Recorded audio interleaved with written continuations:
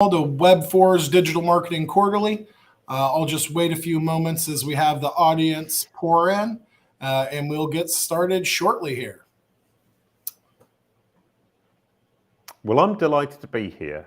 Reading a brand SERP to build your future-proof digital search strategy is number one top favorite thing on my list of things to do today.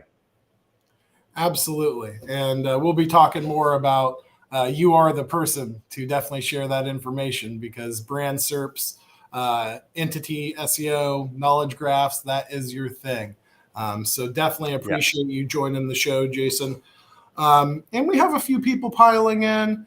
We're about a minute in here, so I think we can go ahead and get things kicked off. And then as more people pile in, we can just continue on with the conversation. So absolutely. Welcome. I think the important thing to know is the first part is the least important and the least interesting. Well, that's good to know. You're saving the best for last. So really excited for what you have to share, Jason. Welcome all to Web4's Digital Marketing Quarterly event. I am Michael Cortez, Web4's marketing manager and partner. I'd like to welcome today's guest speaker, an absolute SEO legend, Jason Bernard's joining us today. For those who don't know, Jason is the Brand SERP guy and one of the foremost experts in knowledge graphs, knowledge panels, entity SEO, brand SERPs, and more. Jason's an author. If you don't have his book, I highly recommend picking it up, dropping a QR code at the bottom here. Public speaker and entrepreneur. We'll hear more about CaliCube Pro shortly, I'm sure. And Jason, it is truly a privilege to have you on Digital Marketing Quarterly. I want to hand the mic to you so you can briefly share a little bit about yourself. Right, brilliant. Thank you so much, Michael. As I was saying before, I had forgotten that this was today. And yesterday you sent me a message and I thought, I actually promised something that I don't know if I can deliver. So I spent the whole day writing this, and I think, honestly, I've nailed digital marketing for the next 10 years. That sounds incredibly pretentious, but it suddenly makes so much sense. I've been doing this for 25 years, and today I just thought, now I've understood. So I'm really excited. That is amazing. I am the Brand SERP guy, as you said, and I should, as we all should, be able to tell my story, my life story, what I can offer people through my Brand SERP. And the Brand SERP is the search engine results page for my name. So this is mine from a couple of years ago. John Mueller from Google calls me Mr. Knowledge Panel. I focus on knowledge panels because that's the foundation of what Google understands, and what Google understands is the foundation of what it presents to the subset of its users who are your audience. I'm currently living in Paris, but that's not true anymore. I moved to the south of France recently because it's sunnier and we get better food. But you can see that from my Brand SERP that I was in Paris, Ile-de-France, France, although I'm British by birth.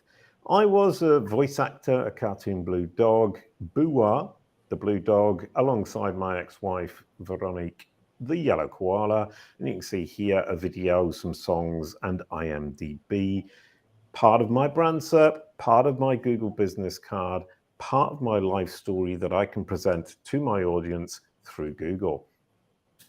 I was also a punk folk musician, the Barking Dogs. I played the double bass, once again a video, and also the Barking Dogs in the site links for my own website. So that's my 1990s, last century career. I've got a groovy podcast, which is intelligent, interesting, and fun.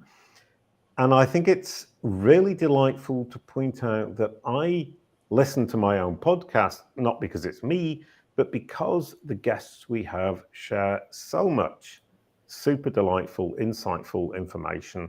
I've learned so much from the 250 episodes that we've done.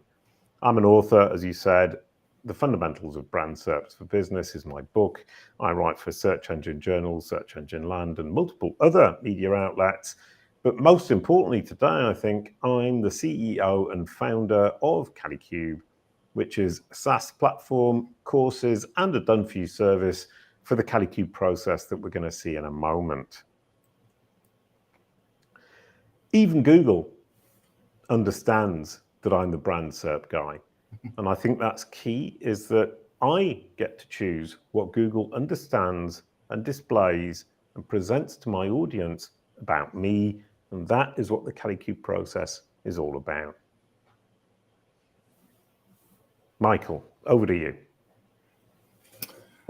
Well, that is amazing, Jason. Thank you for highlighting many of the amazing accomplishments over the years and just how you've grown your SERPs and really reinforced Google's understanding of you as an expert and really your brand, your personal brand overall.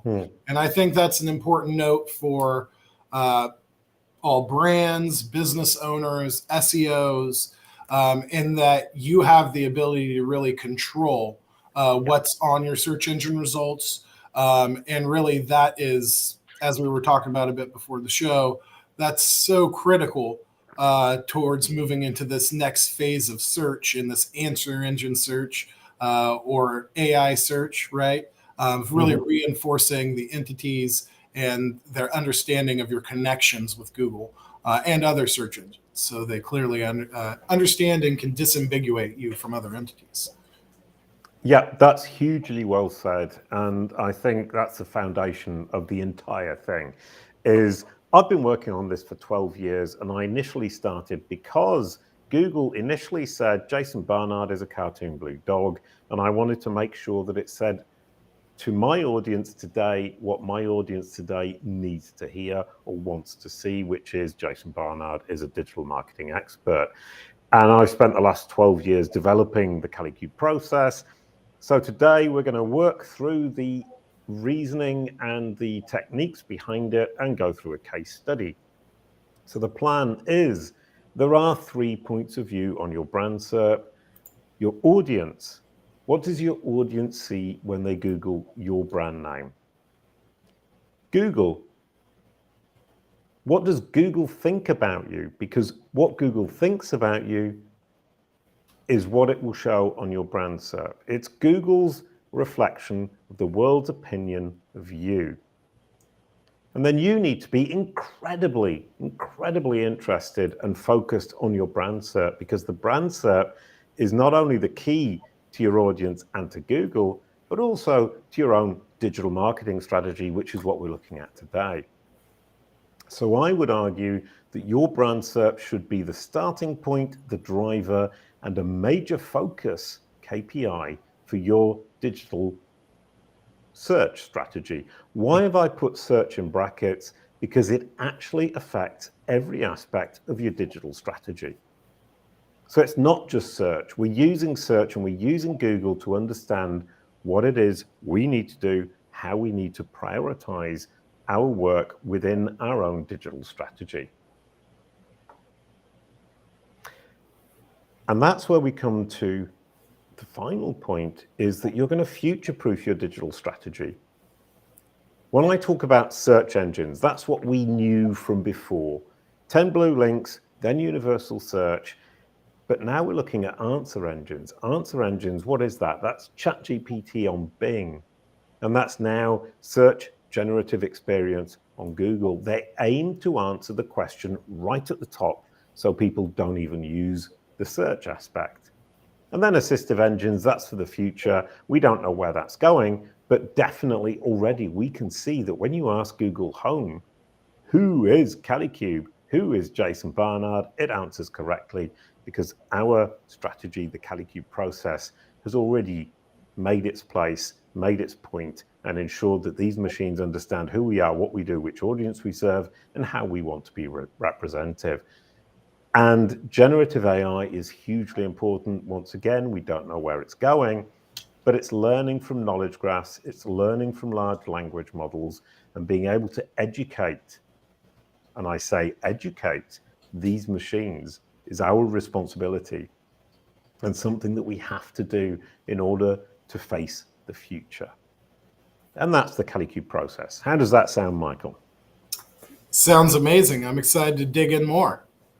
Me too, actually. So I spent the day thinking about it, and I wanted to show some results because somebody the other day asked me for some numbers as to why people would be interested in this. Because looking at your brand SERP, the search engine results page for your brand name, seems fairly pointless. It doesn't seem like this hugely great win that you're going to get for your boss or for your client. But when you build out from the brand SERP using the CaliCube process, you get results not only on social media, on media, and across the web, you also get results in traditional SEO. And I wanted to show this guy. He's a delightful, delightful chap, Robin Bordeaux. I spent 2 years with him implementing the CaliCube process. He initially had a 37% year-on-year drop in SEO traffic, and we worked through the CaliCube process, which is based on knowledge, recommendations, and now generative AI, to push him from minus 37% year-on-year to plus 33% year-on-year. And that's a huge turnaround. And as he says, and I love this, they turn my strategy around, profits are up, and I feel serene about the future. He feels comfortable. That's hugely important. But there's more. If we look at this lady here, Marie-Julie Le Guen, I've been working with them for several years, and she makes the point that I've made them autonomous. They have a modulable digital strategy that they can now manage in-house, and I no longer need to coach them, consult with them, give them reports. I don't work with them at all anymore, and they on their own are now driving 163% traffic increases on SEO year on year. And that's not even counting all the social media, all the branded traffic, all of the articles that they've got and the traffic they're getting from review platforms such as Trustpilot. And that's huge. These are strategies that any marketer can implement. Marie-Julie is super smart. Her team are super dedicated, and they are absolutely nailing it, and they don't need an agency. And from our perspective, we have obviously done this the best. I've baked this into the entire CaliCube company, 330% traffic increase year on year in year 2. And that's hugely important. Is year 1 is setting the stage. Year 2 is when the growth really starts, because you've baked this into your business. So the CaliCube process focuses on your brand SERP. And I've been arguing and talking about brand SERPs for 12 years now. Brand SERP, the search engine results page for your exact match brand name, because it gives you insights.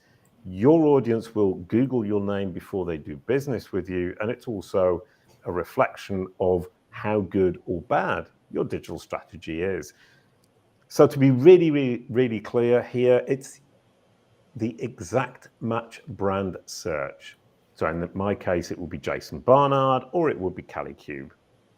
For you, it would be Michael Cortez. There are multiple problems around your name, as I understand, but also my name, of ambiguity. That's not the topic for today. That's quite a detailed and difficult topic that needs to be dealt with in specific ways, and we can talk about that later. And we look here, this is Microsoft. Looks great. It's their Google business card. And I love the irony of we're looking at Microsoft's Google business card. And I will bet my bottom dollar most people see Google's representation of Microsoft rather than Microsoft's representation of Microsoft on Bing. And those results can be more or less unconvincing, more or less negative, and more or less inaccurate, as we can see here. CaliCube's doing actually a pretty good job for a small company with only 14 people. We look pretty impressive next to Microsoft, who employ tens of thousands of people. And on the right, you have what we remember from days gone by of 10 blue links. That really, really doesn't look impressive today. I would not do business with them. I don't know who they are. I have no idea who this company is, but that doesn't encourage me to do business with them, because I expect to see something more like what we have for Calicube, or if we're a huge corporation, what we see for Microsoft. And remember that what we see for Microsoft is natural. That's really easy for huge corporations to do. For mid-sized companies or small companies like Calicube, we can actually look just as impressive as Microsoft. And it really isn't rocket science. And then for people, same thing. I look almost as famous and impressive as Bill Gates. He's got $25 billion and I have 1,000 euros in my account, and every month I struggle to pay my bills. But in the middle there, I look like I'm just as famous, just as important, and just as interesting, credible as Bill Gates. And that is hugely important, because if somebody Googles my name, Google my name now, Jasonbarnard, and you will think, yeah, he looks impressive. Have I done as much as somebody like Rand Fishkin, who we all know? No, I haven't. I haven't built multiple businesses. I haven't done all the stuff that he's done. And yet I look at least as impressive as Rand Fishkin, probably more. Now, there are 3 reasons that your brand SERP is incredibly important. It's incredibly important for your audience, as we said. It's your business card. Clients, prospects, investors, partners will all Google your brand name, your personal name, before they do business with you. What they see is your Google business card, and they are using Google because they trust Google. So that is Google's recommendation. You need it to look positive, accurate, and convincing for your audience. But it's also important for Google. It's Google's assessment of the world's opinion of you. And you mentioned EEAT earlier on: experience, expertise, authoritativeness, and trustworthiness. If Google is showing positive results, accurate results, it understands who you are, and it understands that you're an expert, you're experienced, you're authoritative, and you're trustworthy. If it's showing less good results, obviously it hasn't understood or it doesn't think you are credible. I use the word credible, they use the word experience, expertise, authoritativeness, and trustworthiness. I like the word credibility because it's much quicker to say. Definitely. And it's also important for you because it's a window into your brand's digital search strategy. If you search your brand name now, think about what you expected to see, what you actually now see, and what you want to see. And you need to move from expectation to reality, and then on to how do I change that reality to become exactly what I want? I need Google to present my message to my audience in my words with my brand narrative. And while I'm doing that, I will change Google's opinion of me, and I will also improve my overall digital search strategy, but actually my digital strategy. Because by changing Google's opinion so that it represents me to my audience in a way that I wish, I necessarily have to improve my engagement with my audience across the entire web. So by definition, improving your brand SERP is a marketing virtuous cycle. I come from a world of SEO, and all of a sudden now, honestly, I'm a marketer. SEO is third on my list. Branding, marketing, SEO in that order. SEO is simply there to package what I'm already doing as a marketer and a brand manager for my audience and for my company. Doesn't mean to say it's not important. It just means to say it's not my primary focus. It's only third on the list. But I can use SEO and Google to improve my brand SERP. I will necessarily have to improve my digital ecosystem. Everything about me online, improving it, making it more consistent, making it more engaging for my audience. And that will be reflected in my brand SERP. So if you have Googled your brand name in the time that I've just been talking from 2 slides ago to now, you will see does it represent me? Does it represent the effort and money I'm putting into different elements of my digital strategy? If it doesn't, then you're doing it wrong. And the Calicube process is the way to set that right, incredibly simply, as we will see. Google's opinion will improve as you improve your brand SERP. It will understand you better, it will understand how you serve your audience better, and it will understand your credibility, your EEAT throughout, which is incredibly important today and moving forwards. And every day you look at your brand SERP and you see, does that reflect who I am, what I do, which audience I serve, how I serve them, am I credible? Has Google understood? If Google hasn't understood, then I'm doing it wrong. Everybody's happy. When you get that right, Google is happy. It understands who you are. It understands which subset of its users are your audience and how you can serve them. It understands that you're credible as a solution for the subset of its users who are your audience. You're happy because you improved your content strategy, your marketing strategy, and your users are happy because they're seeing a consistent message from you across the web, and especially when they Google your name just before doing business with you. Next question, what KPIs? Somebody asked me this and I was wondering. KPIs extremely important, very difficult for me to create or understand or present. But actually it's really simple. The greener your brand SERP in the Calicube Pro platform is, the more you have a positive reflection of Google's opinion, of the world's opinion of you. That means to get that greenness, you need to improve engagement. And you can see here over geo regions, we have more engagement, more positive in Australia and France than we do in Canada and the US. And that's hugely important, is that the way Google represents you across different geo regions will change vastly because it's trying to serve the audience in that geo region. So if you're an international company or even a national company, you need to track multiple geo locations in order to understand how it's representing you to the local audience, which is something a lot of brands overlook. Then you need control. You need to take control. It's not, ooh, can I have control, please? You need to grasp control. You need to take the initiative, get control. As you can see here, this is over time in the UK.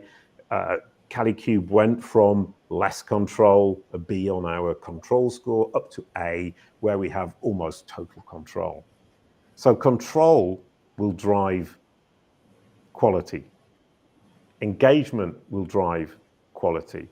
And then, how do you set the priorities? Calicube Pro, once again, offers you the opportunity to identify priorities, and it's really simple. You start with market number one, the US in this case, and you start from the top of the brand SERP and you work down, and you improve everything. You start from the top of the right-hand side and you work down. You improve everything. Then you move on to market 2, market 3, market 4, market 5, and you will see that your entire digital strategy, your entire digital ecosystem has improved across all of the different geo locations where your audience are engaging with you. So Calicube Pro allows you to not only measure and track and improve recommendations, it also allows you to improve, track, and move the needle on control, and sets you the priorities working from top to bottom, which is idiotically simple when you look at it on this screenshot. Building your digital search strategy from the brand SERP outwards, this is the Calicube process. This is what I'm here to talk to you about. Hold on to your hats. This goes really, really fast, but you can watch this again. You can download the slides and you can use the learning resources at the end. Calicube.com, absolutely full of free resources. And I think that's a really important point here, is that I think we have a process that will work for any marketer. We cannot possibly serve the entire world, so we are sharing this completely free on Calicube.com. If you want to learn and figure out how to implement this for your company or your clients, it's totally free. Go to Calicube.com. You will find all of the resources that you need. Obviously, we have a paid option, but That isn't our focus. Our focus is to bring SEO, digital marketing, into the realm of accessibility for any marketer on earth. 3 types of results. I love this. This was 2 or 3 weeks ago. Generative AI in search is totally new, and I can now implement it in every presentation I give.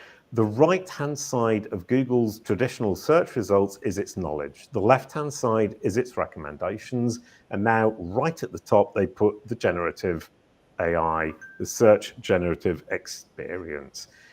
So we have 3 aspects that we need to deal with now for search, assistive, and answer engines: generative, knowledge, recommendations. And we have a case study, and this is obviously Kalicube, but the reason I want to use Kalicube is because I have built the Kalicube team over the last 2 years purely to implement the Kalicube process. So we are our best students, as it were. A lot of digital agencies will say, well, I don't work on this because I don't have the time. I'm working too hard on my clients. I agree with that. I understand that. It's a problem that we all have. An English saying is the cobbler's children are the least well shod, i.e. the cobbler's children have the worst shoes. I would like Kalicube to not be the cobbler's children. We work on Kalicube. Elisa in the Kalicube Pro team, who deals with our clients, who deals with the agencies who use the Kalicube Pro platform, works on Kalicube as if it were a client. So I'm paying Kalicube to work on Kalicube with the Kalicube process. And I think that's hugely important because, as you saw with the numbers, plus 330%, that's full implementation. And I fully expect to at least double our search traffic and triple our income over the next couple of years. Importantly, knowledge, recommendations, and generative AI are all interdependent, and each one affects the other. You can't simply say, I want to work on one aspect, knowledge or recommendations or generative AI. You need to work on them all because they all play off each other. They're all using the same index. They all share multiple algorithms. So you can't isolate one completely. So the Kalicube process is a holistic approach that any marketer can learn. And this is Marie-Julie again. Jason coached the UBG team for several years and helped us build a modular digital search strategy that we now manage in-house. I highly recommend his strategies. Working with him is a no-brainer, in my opinion. And that's because we built this entire strategy, knowledge, recommendations, generative AI, into their existing team and encouraged them to take on additional team members to serve this search but wider digital strategy that's driven enormous increases in traffic, but also business. So we can start with number 1, knowledge. I'm starting with knowledge because knowledge is power. Knowledge is the foundation of everything for us as human beings, and now for Google, Bing, and so on and so forth. So, excuse me. Teaching Google is what we're looking to do. We want to educate Google about who we are, what we do, which audience we serve. And that starts with the entity home. In order to get a knowledge panel and to control a knowledge panel, you need an owned entity home. The entity home is the page that describes on your own website who you are, what you offer, and to whom, and why you're a credible solution for Google's users. That's the about page about your company. If you don't have a dedicated page about your company, create one today and explain who you are, what you offer, to whom, and why you're a credible solution for Google's users. Then you need to make sure that you corroborate that information on trusted, authoritative, third-party sources. Consistency of that information is absolutely key. And then you signpost using either links or schema.org markup from your entity home out to these corroborative sources so that Google understands who you are, what you do, who you offer that to, and why you're a credible solution, not only from yourself, but from all of these different corroborative trusted, authoritative third-party sources. And if you want to know more about that, search how do I get a knowledge panel using the Kalicube process on Google, and the answer is there. 3 simple steps. Anybody can do it. I was going to drop another resource. I believe Kalicube tracks all the sources of information Yes. for knowledge panels and knowledge graphs. So that's an excellent resource for the most authoritative, or some of the most authoritative sources that you should be showing up on out there. That's a brilliant point. Yeah, and we have the list. It's a rolling 30-day list, so it's got about 300 or 400 authoritative sources. In truth, we have 40,000 in the database, which is available to agencies who use Kalicube Pro for their clients.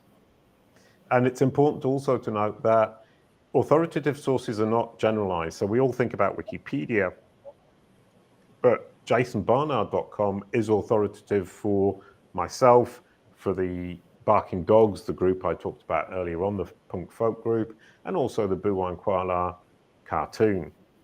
So a very, very, very weak site like my own can be authoritative for a specific topic. So don't focus on the big hitters. Focus on what is going to be authoritative for your entity in your given situation. And in my case, Buwan Kuala, the Blue Dog Yellow Koala, or the Barking Dogs, my punk folk group, I'm an authority. That makes sense. That's an excellent point. Yeah. And importantly, and that does really bring to mind, I put it at the top right-hand corner so everyone can see it, one size does not fit all. People tend to think that it's all Wikipedia, Wikidata, that IMDb will always trigger something. But if you're in IMDb, but you're not actually an actor or a podcaster or in the film industry, IMDb is actually not a good source to use. You need to use the sources that correspond to your entity type, your geo-region, and your industry. Social profiles, easy peasy, links in the footer or the header of your website, plus schema on the entity home, or you can just add links if you don't want to use schema. Social profiles are the easiest thing to trigger in a knowledge panel once you have one. Links in the footer or the header are often just enough. As long as you link to them and they link back, preferably to your entity home. The entity description, super tricky to do, but if you start your your description with a semantic triple, Kalicube is a digital marketing agency, blah, blah, blah, that's a semantic triple. Subject, verb, object. Write clearly, name check related entities and attributes in the text that you've given, and consistency across all first, second, and third-party websites is vital. If you're not consistent, it will simply not show a description. First-party websites, websites you own and control. Second-party websites, social media profiles, Crunchbase, things like that you can edit yourself, but you do not control the website. Third-party websites, any website that you have no control over at all. Inc.com or entrepreneur.com would be great examples where I cannot intervene directly. And obviously, third-party websites are the most powerful for Google, as long as they're authoritative and as long as they're relevant. Images, consistent visual brand identity, logos, colors, and wording. You should be doing that anyway. Plus consistent usage across first, second, and third-party websites, and some image SEO. So once again, we can see that we're looking at branding, we're looking at marketing across multiple platforms, and then SEO comes third. Number 1 is my brand. Number 2 is my marketing and my outreach. Number 3 is my SEO. Brilliantly reflected in a knowledge panel. Now, Yoast, we worked with them 2 or 3 years ago on their knowledge panel. It looks much better now than it used to. Those attributes that we don't yet have for Kalicube, those are going to be triggered by structured data, clear copywriting, semantic HTML5, third-party sources, and knowledge bases such as Wikidata, Wikipedia, IMDb, Crunchbase, and so on and so forth. Entity statements, just think factual people also ask. Entity statements are basically people also ask presented as fact in the knowledge panel. You need to control that, and you would control it in the same way you would control people also ask, or get into people also ask, or trigger a featured snippet. So if you have strategies and techniques for that, those is what you would use, and you would want to aim at the factual information about your company or about companies within your industry that Google would want to show to your audience. For example, parent company revenue, very typically questions or entity statements Google will show. People also search for, Google is showing cohort analysis. It's showing who it thinks is closest to you within a cohort. If you don't know what a cohort is, it's your industry group, it's your competitors, generally speaking, although it's a little bit more nuanced than that. But you should be looking here. People also search for at your competitors. And if it's wrong, Google has misunderstood which market you're in, who are your competitors, who is your cohort. Any questions up to now? I think you're doing an excellent job. I have some for the end about entity statements. Just want to expand on that a little bit more. But right, yeah, we can come back to that at the end. I've seen you writing notes, which is why I thought you might have something to say. Yeah, that was the time. Right, number 2, recommendations. I think this is hugely underestimated. Number 1, update your homepage. SEOs say to me all the time, I rank number 1, what do I care? You do care. That's a branded message. And I'll take Amazon as an example. I think it was Kevin Indig who pointed this out. Is their meta title on their homepage was cheap books, hi-fi, and more. And they only changed 2 years ago to smile more, pay less, Amazon. Smile more, pay less is a branded message. Cheap bikes, hi-fis, and books is absolute rubbish trying to rank for those general keywords. The homepage is for your brand. It's for people who know who you are already. And that's the first place that you should start to improve. Kalicube, specialists in brand SERP optimization and blah, blah, blah, blah. We could improve on that. We're working on our branding. And that's the interesting part about the Kalicube process is we've been 2 years working on it and we're still working on it. And I can still see here that we could do better. Number 2 is those rich site links. Takes up a huge chunk of real estate that you control.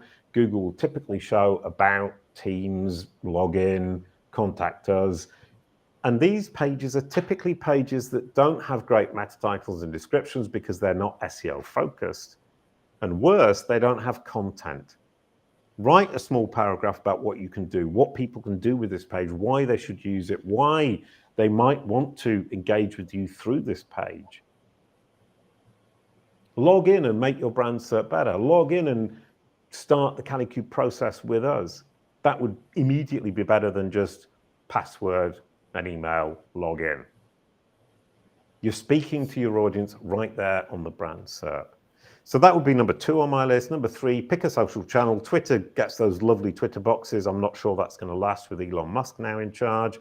YouTube is another opportunity. TikTok is a potential opportunity, even Facebook. All of these social channels, you would want to look at them and say, what can I do with this? Are my audience engaging on this channel within my industry? And within the Kalicube Pro platform and within the Kalicube process, it's super important not only to look at what you're doing, but also what your industry is doing. What your industry, which social channel, in your industry will dominate. So pick one, focus on that, get it working. These Twitter boxes took us 6 months to get from no account at all to Twitter boxes that look absolutely awesome. And we have total control over what's being shown. Client reviews, scary. I don't like asking clients for reviews because I'm scared that they're going to say something negative. Take it on the chin. Learn from it. If they're saying something negative, then you're doing something wrong or you're not serving the right clientele. Work through that and make sure that you've got these positive reviews that demonstrate what it is you're actually doing for people, what problems you're solving, what pain points you're relieving. And if you can do that, Google will rank them on your brand SERP and you look impressive to the next set of clients that are about to come through the door. Further down the brand SERP video strategy, here it's all YouTube, and you'll notice these are all self-made videos. We've made videos about Kalicube and they're all ranking. Google wants to show our audience what we have to offer them And if we are the best source of information, video-wise, of what they can expect from us, Google will allow us to display our wares, as it were. All of these are ours. They're all on YouTube. YouTube obviously dominates, but you can also use TikTok, Facebook, Twitter, Vimeo, or even your own site. So don't just stop at YouTube. Look at where your audience hangs out, where they're engaging, and also, if you can, what we do here is pull in the videos onto our own website. Hasn't worked in this specific case, but we could have people clicking through to Calicube's website instead of clicking through to YouTube if we had done our schema markup better. So, an improvement for Calicube there. Then pick a second social channel. Work on that. You can immediately see here that it's ranking. Google understands that our audience is hanging out there. They engage there. Our cohort is focused on LinkedIn. LinkedIn is a huge, huge platform for B2B. It wouldn't be for B2C. Make sure you're focusing on the right platform. Don't just focus on LinkedIn, because I said it today, because one size does not fit all. In this case, pick a third social platform. But it could be a profile, it could be Crunchbase, it could be Wikidata, doesn't matter. Whatever's there, whatever is reasonable to be there, whatever is going to be helpful, valuable, and interesting and engaging for your audience, work on it. And as you can see here, we've worked on images, and I think that's something that's vastly underestimated. Make sure your visuals are incredibly impressive. That looks cool. And that isn't difficult to do. And then additional owned sites. We have multiple sites. This is our podcast site. As once again, we have a visual that looks pretty cool as a square. And we control this, so we control the message. Controlling the message with owned websites, the ultimate control is what we call doing a Disney. Because the Disney Corporation control their entire brand SERP with their own websites. I don't advise doing it, but it is a lovely example of how much control you can have with owned websites. And we can see at the bottom the related searches here. This is holistic and topical. And if people talk to you about topical authority, this is a delightful way to be able to start to get an insight into that. And you can see here clearly on the left-hand side, Google has understood the products and the services we offer paid. And on the right-hand side, it's understood what topics we're expert in, knowledge panels, knowledge graph explorer, and indeed a partner, WordLift. So if you're working with Calicube, you may well want to work with WordLift because we're complementary. So you have incredible topical understanding and relationship understanding through related searches. That's something you would definitely want to track. And now the fun part, the modern part, the new part, only 2 weeks old, generative AI in search, Google's search generative experience. How on earth can Calicube have this result just 1 week after Google launched this? And the answer is the Calicube process sets you up for success in generative AI in search.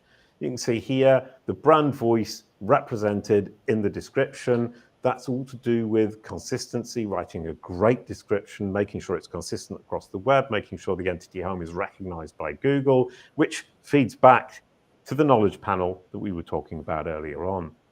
And we can see that it understands we're a French software company, not just a software company.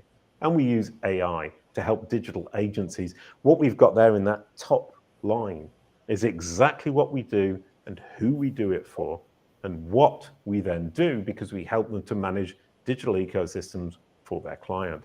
Now, bet my bottom dollar, if you search your company name on Google's search generative experience, you won't see something quite that impressive. We offer at the bottom online video courses to impart blah, blah, blah, blah. This is a great text. We wrote it. But people, when they search our name, think that this is Google's invention and Google is recommending us. And that's vital because people trust Google. They search on Google because they trust Google, and this looks like Google's own words. It is Google's own words, but it's actually just our own words reworked in Google's manner. So an interesting, not to take too much away from time here, but you mentioned semantic triples earlier, and obviously connecting entities there. So is your recommendation here writing content in a way using semantic triples, but also clearly marking up facts and connecting those entities together in that text to kind of provide those signals Google wants? Absolutely. You've completely nailed it. I can't add anything to that. Everyone can take that to the bank. Next is the entity home. Make sure that Google's understood your entity home. It will almost always put it into the generative AI at the top there.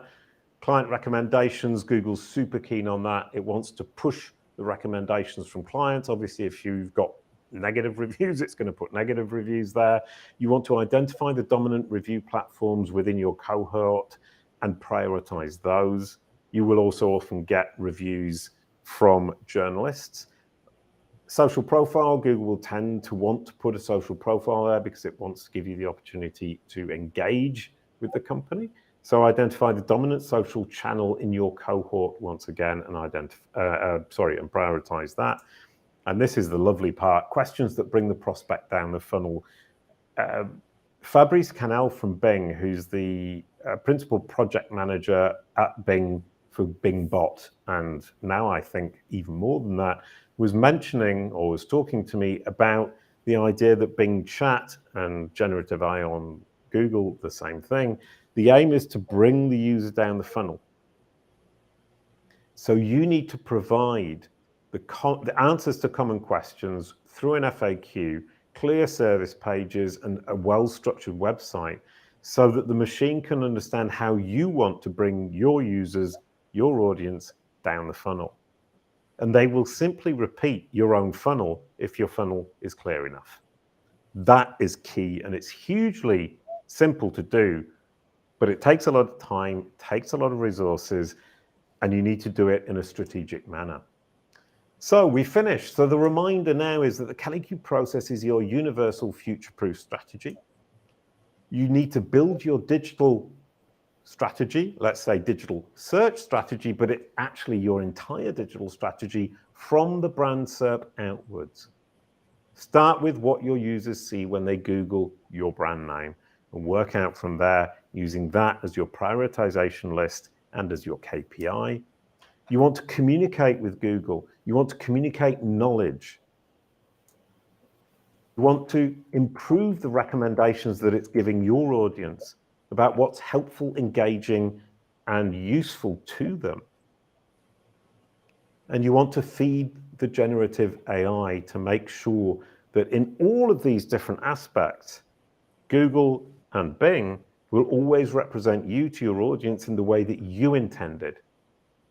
And by making sure they represent you to your audience in the way you intended, you're necessarily going to be building up the knowledge and the recommendations and dominating and controlling that search result for your own brand name, but also, I would argue, becoming the center and the focus of your cohort and dominating through what a lot of geeky people, such as Corey Gabor, who is an absolute genius, call topical authority.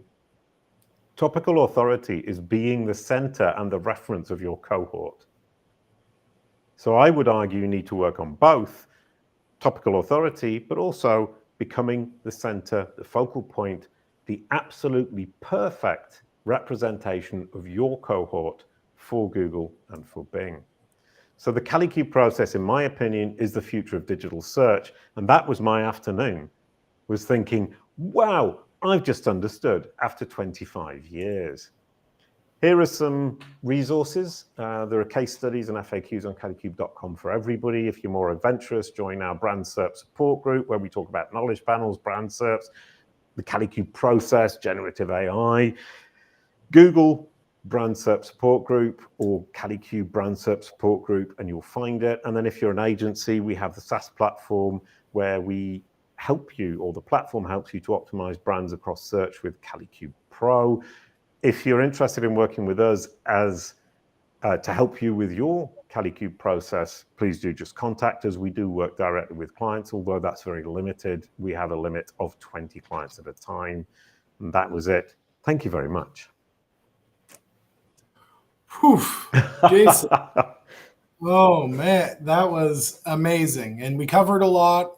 Thank you for making these resources available for the audience after, as there was so much covered and so much knowledge shared that I'm going to have to rewind this one a couple times to make sure I'm taking all the appropriate notes.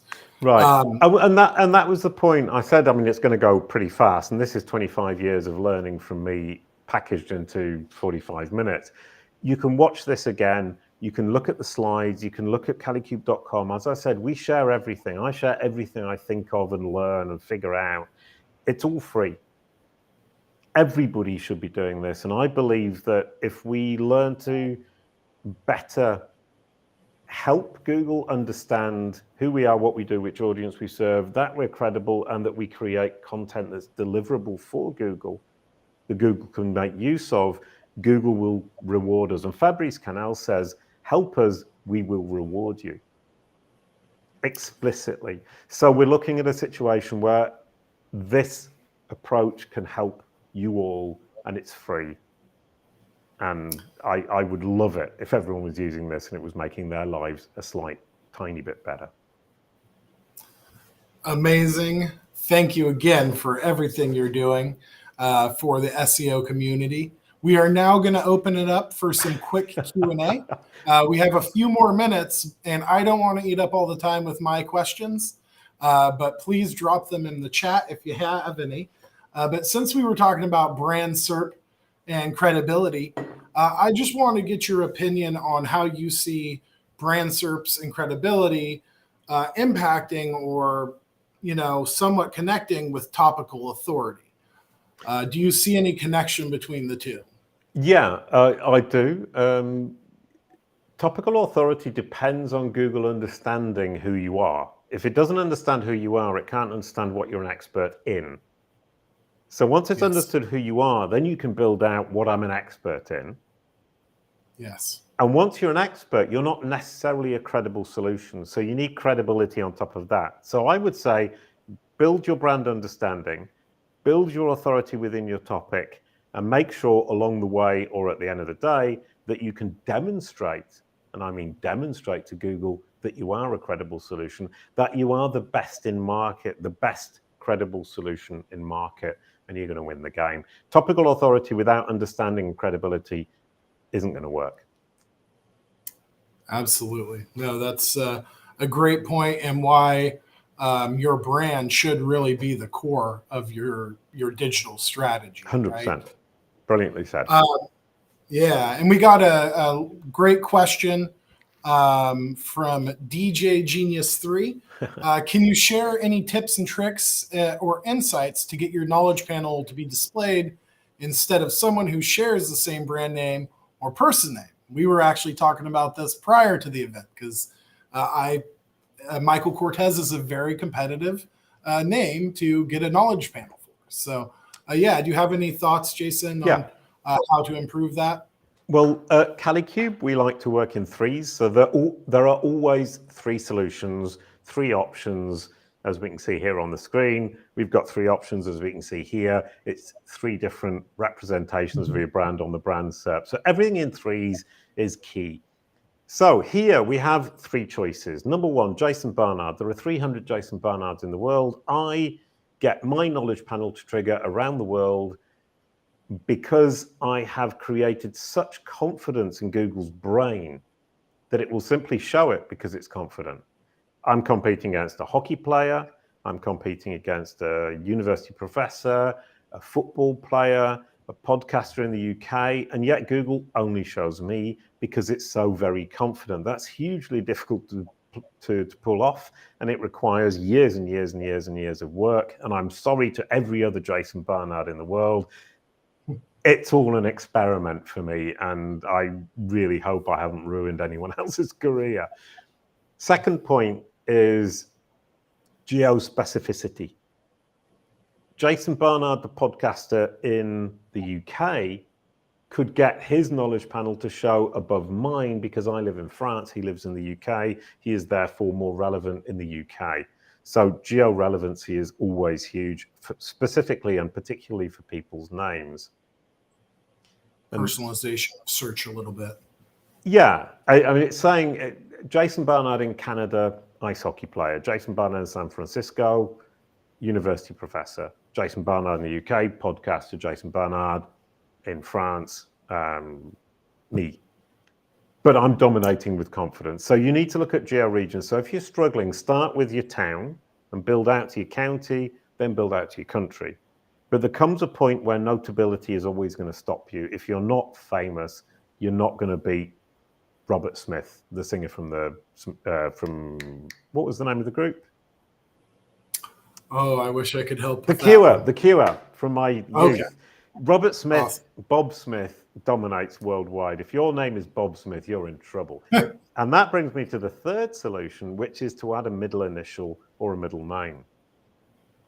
So Bob J. Smith immediately disambiguates, makes it easier for Google, makes it easier for you. You just need to convince your audience that they should be searching for Bob J. Smith and not Bob Smith. Or even better, Bob James Smith is even more specific. So your competition is going to be 5 or 10 people, none of whom are famous. But that requires a rebranding to make sure that people are searching for your name. We had a client called Mark Preston, and he changed, he rebranded using the CaliQ process from Mark Preston, which is a very common name, to Mark A. Preston. And what he said to me is, number one, now everybody searches for me that way. It was surprisingly easy to get my audience to search for me that way. It was simply a question of being very consistent across every single platform. And number two is Google represents me to my audience in the way I want because there's no more ambiguity. That's excellent. Yeah, that strategy definitely makes sense. And then you also had mentioned kind of a multifaceted approach where you're optimizing for all the core Jason Barnard, Jason M. Barnard, good point. and then the full name. Yeah, so that's me preparing for the future, and that's an experiment in progress. It's that I believe we will all need to do this unless we are Robert Smith from The Cure, because the dominance of somebody called Robert Smith from The Cure is so huge that Google's always going to assume that that's the most probable person we're searching for. So at some point, most of us are going to need to rebrand me to Jason M. Barnard or Jason Martin Barnard. Today, if you search for Jason Barnard, you'll find my knowledge panel. If you search for Jason M. Barnard, you'll find my knowledge panel. That's recent. We've just been working on it. Next step, Jason Martin Barnard. And then I've covered the next 20 years. And if I need to rebrand to Jason Martin Barnard, I will. And just to circle back to your locality point, in the US, you also own the knowledge panel, which I know you're aware, but you've done a great job reinforcing that information across the different localities. So exactly, and that's awesome. Confidence. It's not famousness. It's not because I'm more famous than the other Jason Barnards in the US. It's because Google is so confident. It shows it through pure enthusiasm. So think about Google as a child. It will go, "Oh, I know this," so it will show it. And it's like your child going like this at school, putting their hand up, and it's doing exactly that. So if you can build that confidence, you can dominate, but I think that's temporary. Yeah, that's great. And we have one more minute, so we might have time for a little bit of time for this final question, coming from Kevin Getch, the amazing Kevin Getch. What are your thoughts on utilizing authoritative third-party publishers, partners to help develop your topical authority, thought leadership, and proactively own the SERPs? I love the word proactively. Proactively owning your SERPs is something I've been arguing for the last 12 years, and people say, well, I'll wait until I've got a problem. And that's online reputation management, and that's a real pity. Take control now, because take control now means, A, your Google business card is brilliant, but it also means that you're building a great digital strategy and you're educating Google and you're moving forwards with your SEO strategy, as we've shown with the CaliQ traffic increase of 330% year on year. And third-party publishers and partners are hugely important. Obviously, I can change everything on my own websites. That's the first thing I need to do, is make sure everything is consistent. Number two, go to the second-party websites such as Twitter, Crunchbase, Wikipedia, Wikidata, correct all of that. But the real power lies in third-party websites that you do not control, and Google knows that you do not control. So partners are brilliant, because Google doesn't know that I can ask Andrea Volpini from WordLift to change some text on a page. It sees that we are related. It doesn't see that I can ask him for a personal favor because he's a friend. So those partnerships are hugely, hugely important. And what I do love about that is bringing all of that together. You have first-party websites, which is my own websites that I can control directly, have a hugely fast diminishing return. I can repeat something 100 times. By the 100th time, it has no effect at all anymore. On second-party websites, Twitter, LinkedIn, Crunchbase, whatever it might be, that diminishing return is much slower. So after 100, I've still got some kind of effect. But third-party websites have no diminishing return in any real sense. Is that if I'm getting inc.com to confirm what I'm saying, it's simply huge bonus. So that's when you get to, once you've done first and second party websites, go for third party websites. That's PR, that's digital PR, that's traditional marketing. That's getting your name out there to your audience through the platforms that really make sense to your audience. And that is where the power lies. But you have to lay the groundwork. Years 1 and 2 of the CaliQ process is the groundwork. Year 3, PR strategy, and you're going to dominate your market. Beautiful, beautiful. Thank you again, Jason, for sharing all of that knowledge with the community. I am excited to rewind this again and watch it and take active notes. So brilliant. Thank you all for joining Web4's Digital Marketing Quarterly. I dropped a link below if you want to learn more about Web4. We're a full-service digital marketing and web development agency out of Vancouver, Washington, and the Portland Metro. So yeah, scan the code below to learn more. And if you have any questions, you can go ahead and fill out our form, and we look forward to chatting with you. Thank you all for attending, and have a great day. Thank you so much. Have a lovely evening, everybody.